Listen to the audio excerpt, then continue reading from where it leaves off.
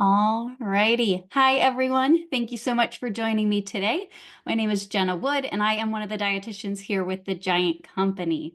So this is our first of our produce spotlights here in April, and our theme for our produce spotlight, we always try to pick something fun. And so we're doing spring salads, but kind of with the emphasis of entree salads. So of course, you can have salads as an appetizer, as part of your dinner. But what about making the salad the actual entree? Today's salad, I'm going to tell you, it's involved, but it smells so amazing in here. I've prepped a lot of the steps just to kind of be able to show you. But we're going to talk about lentils because lentils are the shining star of my salad. So, of course, actually, I don't think there are any leafy greens in my salad now that I think about it, but there are tons of veggies. Lentils are going to be, the reason it can kind of be an entree, but still be a vegetarian appetizer or option because it's going to have protein, fiber. So we're going to get into our entree salad. But let's talk about lentils. I love lentils. I talk about lentils a lot. I think they're such a perfect food, but I don't think a lot of people use them or know how to use them. But let's do a little deep dive. So the name lentil comes from kind of just the shape that they have. They kind of look like a little lens and a little seed. Lentils are technically what we refer to as pulses. So if you ever hear about pulses when it comes to plants, this is the edible seed of the bean or the legume. So the legume is like the whole pod. Semantics, but if you ever see, there's a couple books out there that cookbooks that talk about pulses, this is what we're referring to. And they are native to Western Asia and North America. There's different varieties. This is something I learned today or yesterday. Canada actually leads the world's production for lentils, followed by India. And Canada didn't start their lentil production until the 1970s. So they quickly became the world's leader. I think like 95% of the lentils consumed are coming out of Canada. They were one of the earliest domesticated crops, so we've been eating them for thousands of years. And they have an earthy, mild, nutty flavor. However, there are tons of different colors, and they're each going to have a slight different taste and texture. And I think they're so beautiful. And there's so many different varieties, like I mentioned, different colors. And you can kind of see here, and I'll mention it, some are split and some are whole. So that kind of will also vary depending on what you're going to use it for or what taste or texture you're looking for. In terms of varieties, the most common types we consume here in the United States are green, most common, brown, also pretty common, black, which are a little harder to find, red and yellow, but also orange. They can be found whole. So like the bag of lentils we sell that are our Giant brand, these are going to be whole. And so black, green, and brown tend to be sold whole. But then a lot of varieties that are split, like the red, the yellow, and the orange, they're just split in half and they don't have that outer shell. So they tend to cook a lot faster, but the whole varieties tend to retain their shape better. So again, it totally depends if you want to puree it, if it's going to thicken something, or like our salad today, we want it to kind of hold its shape. Lentils, of course, can be found dried or canned. So we have, and I'll show you some options, but we have bags. But I'm actually using the canned option today. So we sell, this is a no salt added lentils. And after cooking, so whether you have the can and you open it or you cook your own from dried, they're good for about a week in the fridge or about 3 months in the freezer. You can freeze foods indefinitely, but the taste, the texture will go down after that. And in India, so high consumers, even though they're not the #1 producer, often you'll see recipes referred to as dal, whether it's DAL or DAHL, and that refers often to the red orangey color, and they're kind of cooked into a stew, but you can use other varieties of lentils or other beans. And it's served with either over rice or chapati or naan, which is like a flat style of bread. So very delicious ways to use them. Some tips if you've never used lentils, especially if you're cooking from dried. Before you cook them, and this really goes with any bean you're going to cook, you really do want to give them a really good rinse in a fine mesh strainer. I'll kind of show you the one that I'm using today. I love this one. It's got a handle. But you want to give it a rinse because, like anything else that's grown in the ground, there can be debris, but also because of the shape and size, there may be small stones or other debris that you just want to pick out and make sure you're not eating those. Give them a good rinse. Now, unlike other beans, if you've ever cooked black beans, kidney beans, chickpeas from dried, you typically have to pre-soak them. And sometimes it's overnight, 8 hours.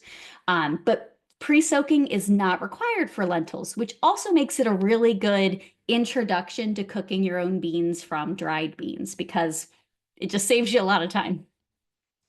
Now, I had a different sense here, but truly depending on the variety, you want to read the directions for cooking the lentils from their dried form, because depending on the type, the size, the liquid to lentil ratio will vary. Sometimes it's 3 to 1 liquid to lentils, sometimes it's 2. It kind of just depends. Now, because I'm using a can of lentils today, and that's what the recipe calls for, I wanted to make sure I found the equivalent if you're going to cook them from dried. So a 15-ounce can, which is typically what you'll find here, normally has about 1.5 cups of lentils, because you think about weight-wise, there's also fluid and everything. If you're going to use dried, you want to cook 3/4 of a cup of dried lentils per can that the recipe called for, because they typically double in size with all the water that they absorb. In terms of nutrition, I kind of alluded to they're a good source of plant-based protein, typically about 12 grams per half a cup, packed with fiber, both soluble, insoluble. They can serve as a prebiotic fiber, like we talked about last month. And they have these resistant starches that when we cook and cool them, there's some of the starch in there kind of shifts its composition to act more like a fiber. So it's not as, harmful for our blood sugar. Not that I would ever consider lentils harmful for our blood sugar because of all of the different nutrition it has, but that's another great thing to think about. Additionally, depending on the variety, they can have about 4 to 9 grams of fiber per half a cup. So the recipe we're making today is going to be full of fiber. Iron, so there are plant-based sources of iron. About a half a cup has about 15% of your daily value. You do want to make sure you're pairing any type of iron with vitamin C if you are looking to absorb more of that iron. So we're going to use red bell peppers and tomatoes in our recipe today, and a little bit of vinegar. So we're going to have plenty of vitamin C to help us absorb that iron. And then a bunch of other nutrients like folate, potassium, manganese, various polyphenols, which are important compounds found in plants. And they're going to be low in sodium. If you're picking a canned variety, you want to make sure you either pick a low sodium or when you give them a rinse, you're getting off about 40% of that salt. Just some of the options we carry at the Giant Company to look out for. So this is the bag of lentils I keep showing you. Really good price. So that is something I like to keep on hand. The green lentils you see here, I believe these would be considered the brown in our Giant bag. We also have a Goya can in many stores. That one does have some sodium, so again, rinsing is important. Red lentils, so lots of different varieties to choose from. And lots of ways to use them, depending on the variety too. So in salads like we're using today, as a side dish, I love using lentils in a bunch of different ways. Thickening sauces, stews, and soups, especially if you cook the red or yellow or orange and cook it really, really well, it's going to almost be like a paste, but a little less pasty. And that really can help thicken stews, especially if you don't want to use dairy or gluten-containing starch. This is a really great option to do that. Of course, curries mixed with whole grains like we're doing today. Our rice blend has some whole grains and some white rice as a meat alternative or in addition to ground meat. So we've talked about using chopped up mushrooms as a meat stretcher or alternative. We can also use lentils in that same way. So things like tacos, in chili, a bolognese sauce, and pepper fillings, meaning like if you have a stuffed pepper, it's really nice. You could do part ground meat, part ground, what am I saying? The lentils. It has a very similar size to some of that like grind. making hummus. So you don't have to use chickpeas to make hummus. You certainly can use, especially those yellow and red lentils. And then there's a website, I think it's lentils.org. They have a lot of great recipes using lentils in baked goods. So you can use that puree in place of some of the fat. And think about all the nutrients you're adding in place of a lot of the fat. Tons of lentil recipes as well on our savory websites. So another salad option, so lentil salad with chicken, such an easy one to throw together. I believe these are like wedged carrots, some scallions, so some similar ingredients to our recipe today, but has chicken if you would like more protein there. A big batch tomato lentil stew. I've made this one several times. I think it has like 18 grams of fiber per serving, and it's just so hearty, so delicious. I could eat soup year round, so that's a good one. And it does make a big batch that you can make for lunches, dinners, whatever you like. And then this one here, so this is a very common Middle Eastern dish and one of my favorite ways to use lentils. So it has rice and lentils kind of mixed together, but also with caramelized onions. It is so, so delicious.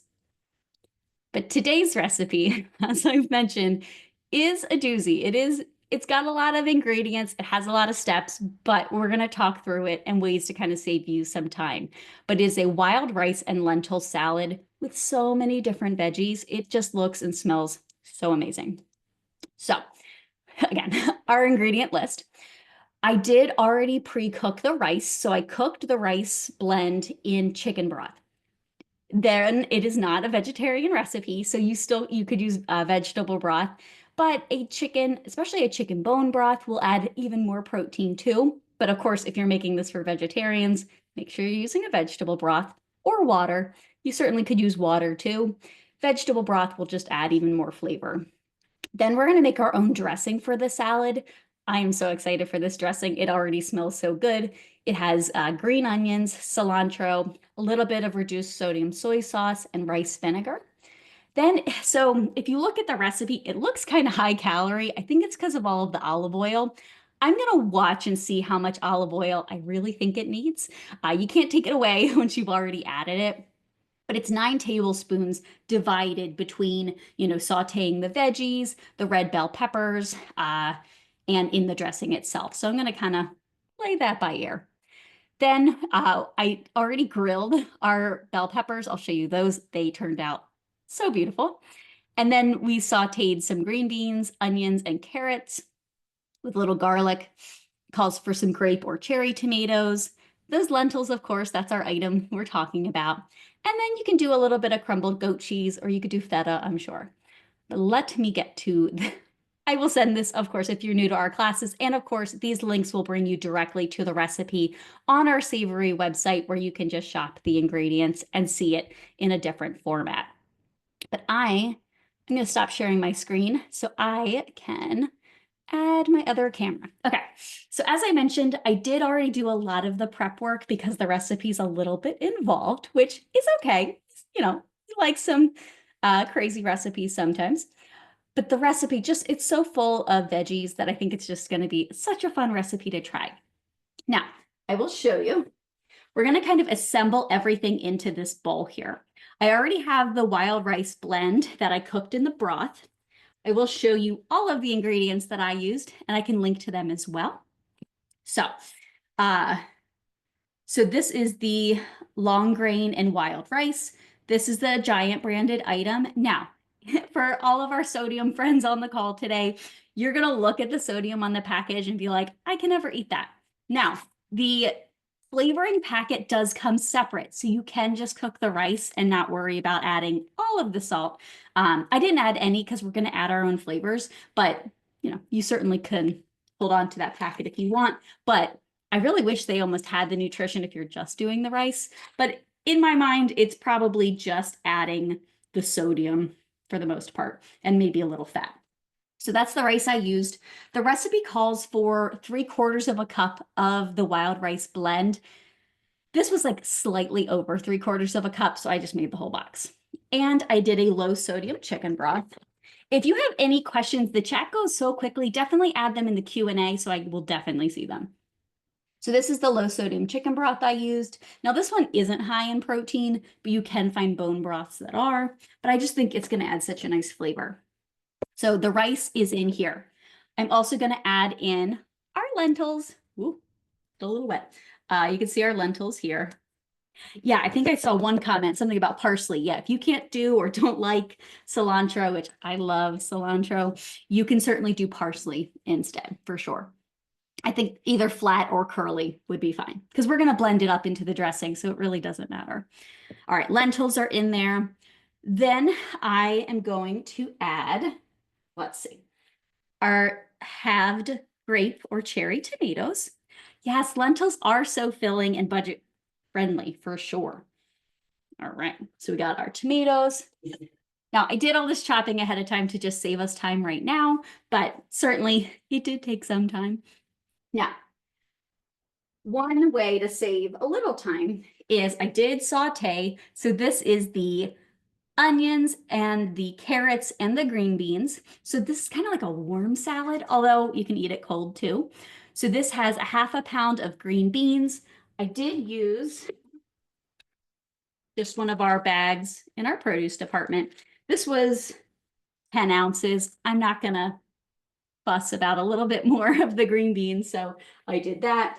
And then I actually did we have canisters, for lack of a better word, of the already chopped up onions, carrots, and celery. So that's what I did because it was kind of a perfect amount.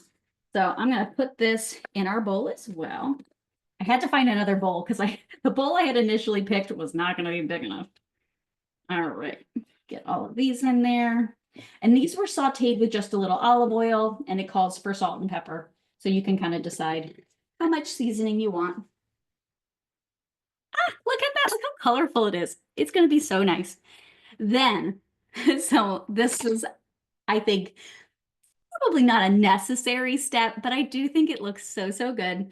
So these are the bell peppers. It calls for 2 bell peppers that you're going to quarter, toss in a little olive oil, and then salt and pepper. So then it recommends that you grill them. So I don't know if you can see the grill marks on there. I ate a couple pieces already. They are so delicious. If you're not already using your grill, I wouldn't necessarily just grill for these. I do have a grill pan kind of on my stovetop. It smelled like I was grilling something in here, but they look so beautiful. So throw them in there. Oh my gosh, look at all the veggies. Okay. Then I believe that is it for the bulk of the salad. Then we are going to make our dressing. So I'm just going to mix everything together. Gosh, it looks so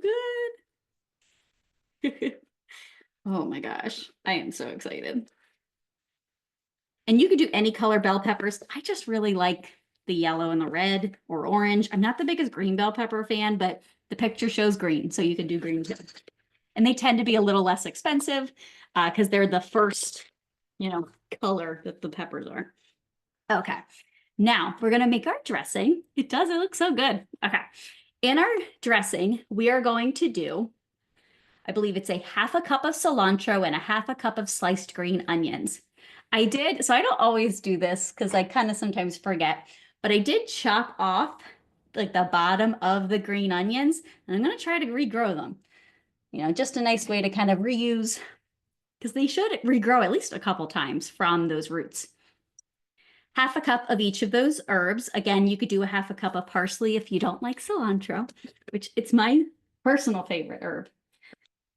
All right, into here, we are going to do, I believe it is a third of a cup of rice vinegar. So I did already measure this.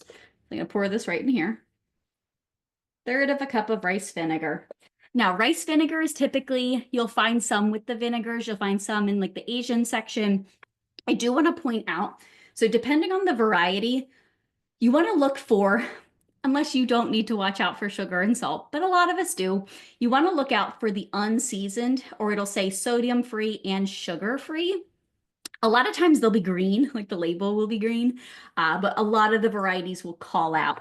If it says seasoned, that typically means it has a lot of salt and sugar added. And sometimes there's variations, like there's the fully sugar salt one, and then there's one in the middle. So that'll even save you a little, because that does has a nice taste. But we're looking for a little less because we are using some soy sauce. 2 teaspoons right into our dressing. 1, 2. Now, you can do this in a blender. I'm going to try my immersion blender. We'll see how it works. We're going to do those 3 or 4 ingredients, the green onions, the cilantro, the soy sauce, and the vinegar. And then we will drizzle in some olive oil. I have my immersion blender here. We're going to see how this works. Okay. Oh dear.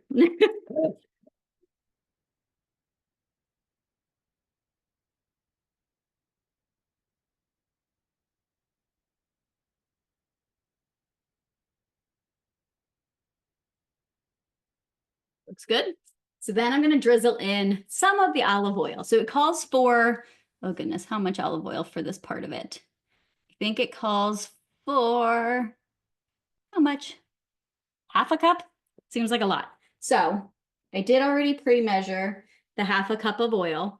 We're going to see how much I think it needs. If it ends up needing the whole thing, that's fine. It is a really big salad, but it does add a lot of fat and calories. So you're supposed to kind of pour some in as you mix, but we're going to see.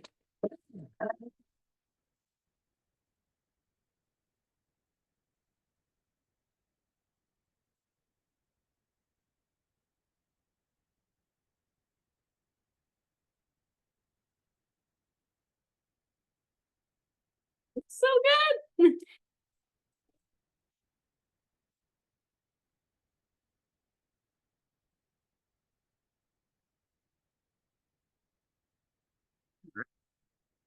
I did still have about a quarter cup of oil in there, so definitely can use less.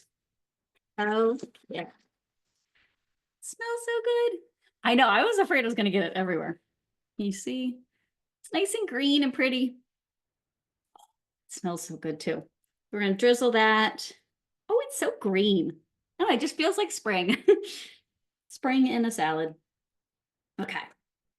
Then just going to toss all that together. I think I saw a couple comments about people not liking wild rice. You certainly could do any rice you want. If you just want to do white rice, that's totally fine. Brown rice. I saw someone say jasmine. That would be beautiful. Yeah, whatever rice. And if you don't like rice or want to do something else, I think quinoa would be really great in here. That actually might be what I do if I make this again, which I see as a possibility. Oh my gosh, it does. It looks so good. Okay, I'm going to pour some in a bowl. Oh, it looks so good. Make sure I get a little of everything. Oh, those peppers. They made the house stink a little bit, but they look so nice. Okay, try to make sure I get some lentils in there. Okay, then the only ingredient left is just a little bit of goat cheese. I love goat cheese. If you don't, you again could do feta or no cheese. Parmesan would probably be fine. Oh my gosh, look at that. It looks so great. Oh, barley would be a great one too. Absolutely. Or buckwheat if you need another gluten-free one. So, oh my goodness, I am so excited to give it a try. I don't have any forks with me right now, but I hope you were encouraged to, one, make this wild rice and lentil salad, and just to try lentils in general if it's something either you haven't had in a while or that you've never made. Thanks so much for joining me, and I will see you next time.